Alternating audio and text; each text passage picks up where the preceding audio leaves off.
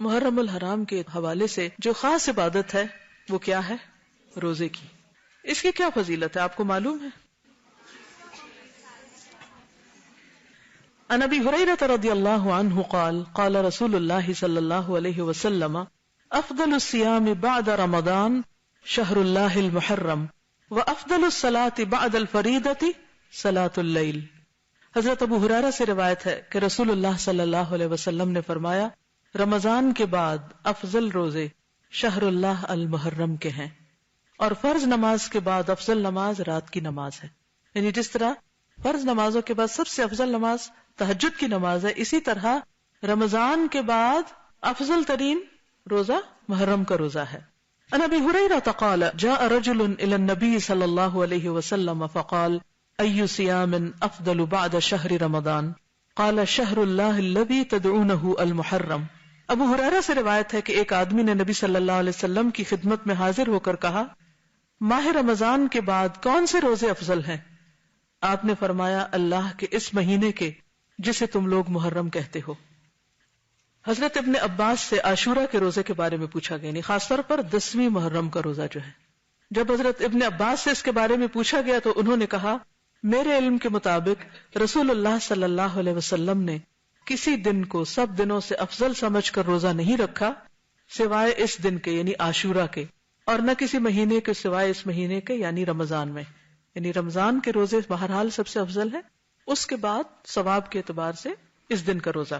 ابن عباس کہتے ہیں کہ رسول اللہ صلی اللہ علیہ وسلم رمضان کے بعد کسی دن کی اور دنوں پر فضیلت کا انتظار نہیں فرماتے تھے سوائے عاشورہ کے دن کے. اور یہ بھی آپ کو معلوم ہے نا کہ رمضان کے روزے فرض ہونے سے پہلے محرم کے روزے ہوتے تھے. یہ بھی یاد رکھیے کہ یہود بھی محرم میں روزے رکھتے تھے، اور خصوصاً 10 محرم کا روزہ. اور اسی طرح دور جاہلیت میں قریش بھی محرم کو روزہ رکھا کرتے تھے.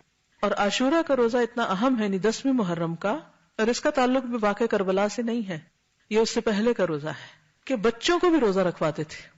ربیہ بنت معوذ کہتی ہیں کہ رسول اللہ صلی اللہ علیہ وسلم نے عاشورہ کی صبح کو انصار کے محلوں میں کہلا بھیجا کہ جس نے صبح کھا پی لیا ہو وہ دن کا باقی حصہ روزے کی طرح پورا کرے، اور جس نے کچھ کھایا پیا نہ ہو وہ روزے سے رہے. وہ کہتی ہیں کہ پھر بعد میں بھی اس دن روزہ رکھتے اور اپنے بچوں کو بھی رکھواتے. انہیں ہم اون کے کھلونے دے کر بہلاتے، جیسے گڑیا وغیرہ ہوتے ہیں نا ہم کپڑے کے بناتے ہیں، تو وہ اون کے کچھ کھلونے وغیرہ بنا کے وہ بچوں کو دیتے کہ اس سے کھیلیں، اور ان کو بہلائے رکھتے. جب کوئی کھانے کے لیے روتا تو وہی دیتے یہاں تک کہ افطار کا وقت آ جاتا. اب یہ رونے والے بچوں کا روزہ ہے. کون سی عمر کے بچے ہو سکتے ہیں؟ بہت چھوٹے بچے. تو اب آپ دیکھ لیجیے آپ کے گھر میں چھوٹے سے چھوٹا کون ہے اور وہ کیا کرے گا. ان کو کس سے بہلانا ہے؟ آپ نے کوئی کھلونے وغیرہ رکھے ہوئے کہ نہیں، یا بنا کے رکھے ہوئے نہیں. امام زہری رحمۃ اللہ علیہ حالت سفر میں بھی عاشورہ کا روزہ رکھتے. یعنی ہو سکتا ہے آپ میں سے بعض لوگ ٹریولنگ میں ہوں تو وہ بھی سن لیں.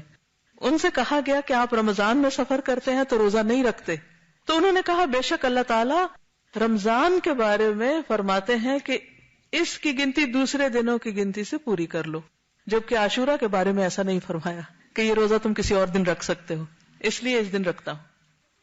حضرت ابو قتادہ کہتے ہیں کہ رسول اللہ صلی اللہ علیہ وسلم نے فرمایا صیام یوم عاشوراء احتسب علی اللہ ان یکفر السنۃ التي قبلہ.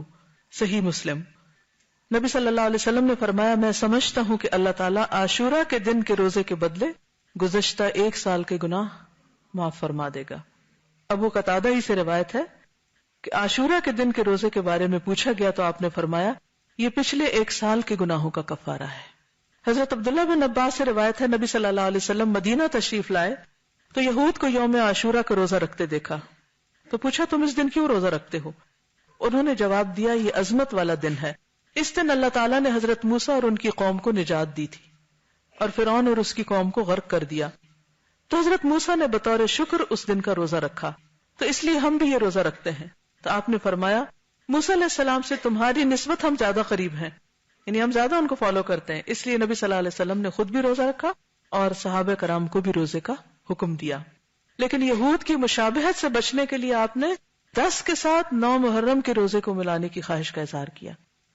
حضرت عبداللہ بن عباس سے روایت ہے کہ رسول اللہ صلی اللہ علیہ وسلم نے عاشورہ کا روزہ رکھا اور لوگوں کو بھی اس کے رکھنے کا حکم دیا. تو لوگوں نے کہا اللہ کے رسول صلی اللہ علیہ وسلم یہ وہ دن ہے جس کی یہود اور نصارہ عزت کرتے ہیں. آپ نے فرمایا جب اگلا سال آئے گا اگر اللہ نے چاہا تو ہم 9 تاریخ کا روزہ بھی رکھیں گے، لیکن اگلا سال آنے سے پہلے آپ کی وفات ہو گئی. تو اس سے پتہ کیا چلتا ہے کہ 9 محرم کا بھی 7 روزہ رکھیں. بعض لوگوں نے 10 اور 11 کی بات کی لیکن وہ سند ضعیف ہے، اس لیے افضل کیا ہے 9 اور 10 کا روزہ رکھنا.